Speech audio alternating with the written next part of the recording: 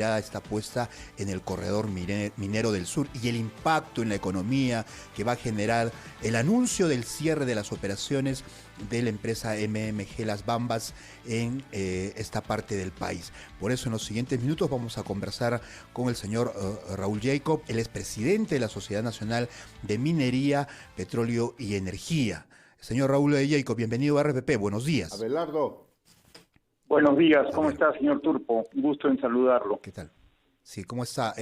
A ver, a esta hora de la mañana, ¿qué información manejan ustedes, por favor, en relación a que si se está cumpliendo con el anuncio hecho del cierre de operaciones de la mina Las Bambas? Sí, bueno, es lo que se ha estado informando, ¿no? Ellos a partir de hoy día ya, digamos, todo el material que estaba dentro de la planta ha sido procesado, los equipos prácticamente se han quedado sin mineral y bueno, lo que corresponde ya es apagar los principales equipos y como informó la compañía, pues a partir de hoy día la producción es cero. ¿Cuál es el impacto? Lamentable, ¿no? Sí, claro. ¿Cuál es el impacto que en la economía del país de este procedimiento que se han visto obligados a realizar la empresa?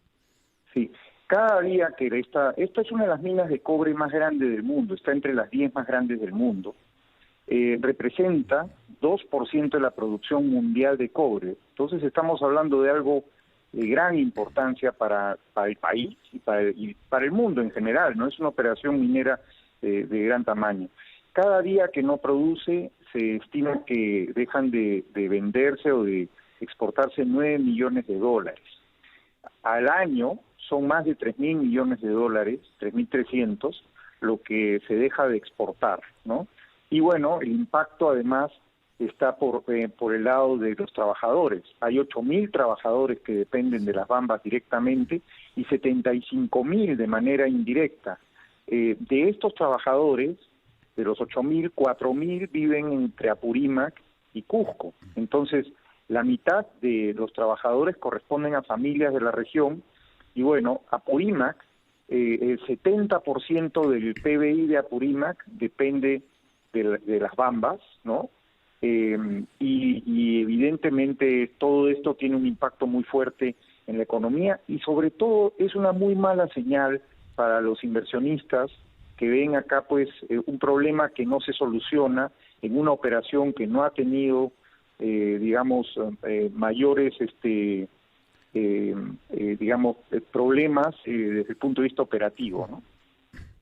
Ahora, uno ve las propuestas, digamos, que se soltaron en el intento de diálogo que hubo en las negociaciones y ve que pedían el tema del alquiler de camiones encapsulados, de camionetas, un aporte.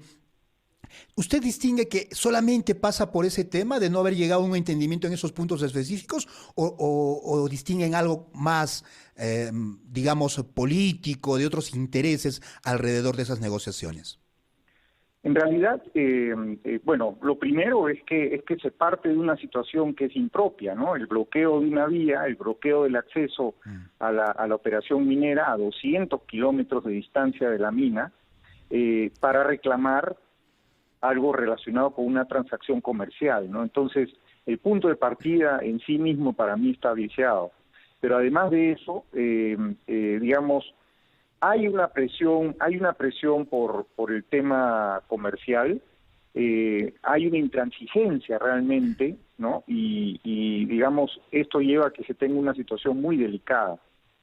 Esta semana no solamente tenemos el caso de Las Bambas, también ha ocurrido algo similar con una operación en Ica, que se llama Cerro Lindo, que la policía, digamos, desbloqueó el martes, digamos, el bloqueo que se tenía a esta operación. Eso, por ejemplo, se hizo de manera absolutamente con mucho cuidado. La policía lo hizo de tal forma que no ha habido, pues, nada que lamentar, y sí se tuvo que detener a un número de personas que básicamente habían cometido delitos. Entonces, lo que nosotros pensamos es que usando las herramientas del Estado de Derecho, la compañía digamos, debería de esperar que esto se solucione a un plazo cortísimo, ¿no? Ya el impacto sobre el país, ya lo hemos comentado, y bueno, lo que corresponde es que el Estado actúe, que se constituyan, digamos, que ya lo están haciendo las autoridades que corresponden, ¿no? Yo sé que hay un proceso de diálogo que se está llevando a través de la presidencia del Consejo de Ministros, y bueno, sería excelente que podamos resolver esto lo más rápido posible por varias razones, ¿no? En primer lugar, para que los trabajadores de esta operación puedan ir a sus casas, ¿no? Tomar su refresco. ¿Se sabe cuántos trabajadores estarían en las Bambas? Porque la Premier ha hablado de, digamos, un acuerdo humanitario para que se puedan y se les permita retirarse. ¿Se sabe cuántos todavía estaban en la mina? Entiendo que un poco más de 3.000 personas están dentro de la operación. ¿Y se les está permitiendo la salida? No.